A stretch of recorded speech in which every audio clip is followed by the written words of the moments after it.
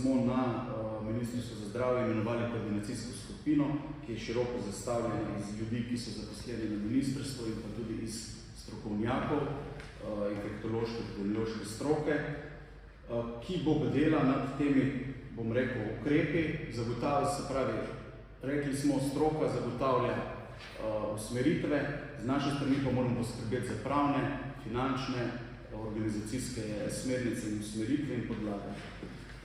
Zadaj za mano, vidite, je nek tak algoritem poteka. Imamo 3 strokovne skupine, strani NIJZ, ki jo vodi dr. Fafangel, skupina za poslovne kapacitete profesor Jereba in pa skupina za socialno-varstvene zavode, ki vodi dr. Petkovičeva in naša skupina, ki je osrednja, ki zbira vse te usmeritve, zbira vse informacije in na podlagi tega ukrepa.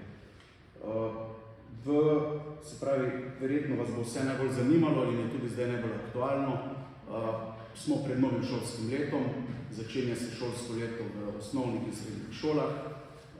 Na podlagi usmeritev smo pripravili vse podlage, da se najkasneje, da se z ponedeljkom 29. avgustom začne izdaja testov za samotestiranje za šole osnovnih in srednjih šol. Sredstva za te teste se bodo zagotovila iz proračuna. Mi smo že takoj po predstavitvi usmeritev vstopili v kontakt z resornimi ministrstvi, z Ministrstvom za delo, družino in socialne zadeve, z Ministrstvom za šolstvo in izobraževanje in šport in smo skupaj pripravili tudi osnutke, se pravi komunikacija poteka usklajeno, zvezno in tudi z njihove strani smo dogovorjeni, da danes posredujejo navodila ravnateljem šol in pa tudi socialno-varstvenim zavodom. Mislim, da z te strani je več ali manj to. Lekarne, tudi z lekarniško zbornico smo na vezi, teste bodo na voljo.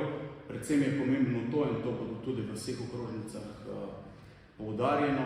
Testiranje je prostovoljno, poteka v domačem okolju, testiramo se samo, tako spravi, ne iščemo asimptomatskih, v skladu z usmeritvami iščemo samo tiste, ki imajo znake COVID-a in na ta način mislim, da če se bomo odgovorno obnašali, če bomo odgovorni vsak do sebe in pa do družbe, da zaščitimo to, kar je že tudi predsednik vlade povedal včeraj, zaščitimo ranljive skupine po eni strani, to so starejši imunokompromitirani, po drugi strani pa zdravstveni sistem, ki pač ima svoje kapacitete in meje in na tak način verjamem, da lahko prebrodimo vso to, bomo rekli zdaj, epidemijo v fazi 1 skozi celo zimo.